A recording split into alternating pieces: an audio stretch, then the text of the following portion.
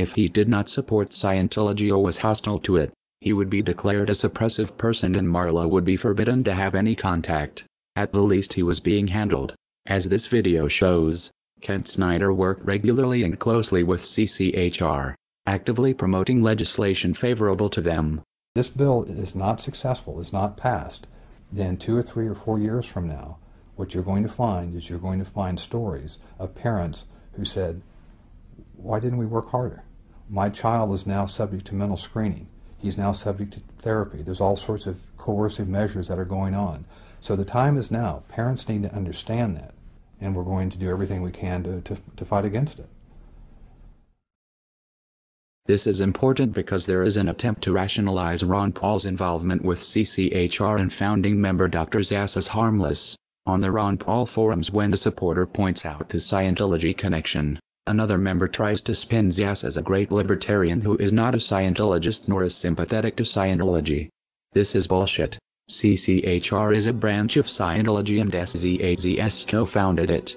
The Church of Scientology would never allow someone they did not control to have that much influence.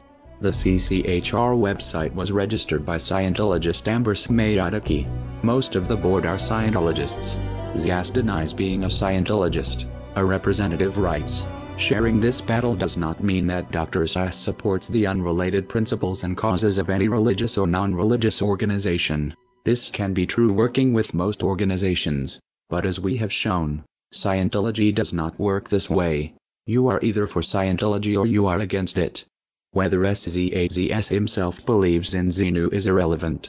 What is relevant is Scientology considers Zass non-hostile and therefore successfully handled.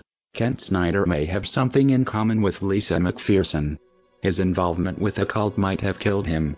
Like Zass, Scientology believes in an extreme version of personal responsibility. That disease is a result of body thetans and it is the Scientologists' fault for not trying hard enough to clear them.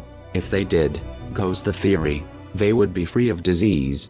Zass doesn't push body thetans, but he does promote a dangerous distorted idea of mental illness that has the same potential effect, discouraging people from getting help because according to him any problems they have are imaginary. The CCHR was created in 1969, founded by the Church of Scientology and by famous renegade psychiatrist Dr. Thomas Zass. From day one, most or many of the senior leadership of the CCHR have been Scientologists. And for Zass, and of course this has been taken on big time by Scientology, therefore mental illness is not real illness. It is possible Kent Snyder's untreated illness and death was a result of adopting the Scientologist beliefs that his illness was his fault or not real. It would explain why he had no health insurance. Many Scientologists don't. It seems Snyder sincerely believed in Ron Paul's libertarian rhetoric and equally trusted his Scientologist friends, though this ultimately was not in his best interest. A further question arises. How many of Scientology ideas are influencing Ron Paul's campaign for liberty through CCHR and Zass? The Scientology connection to Ron Paul has been noted in a handful of disingenuous threads on the Ron Paul forum. They are disingenuous because they ask questions a Google search can answer in seconds, yet few people link to these results. The threads are phishing members to see how much Paul supporters know about the connection, and when someone appears knowledgeable, the information is spun. In one of these threads, Scientologists in Clearwater are praised for organizing one of Ron Paul's events in 2007.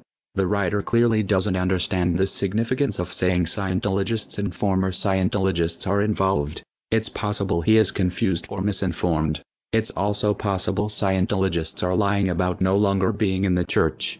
It would be a glaring anomaly that, everywhere else former Scientologists are considered SPs to be shunned by current members, except for those working on the Ron Paul campaign.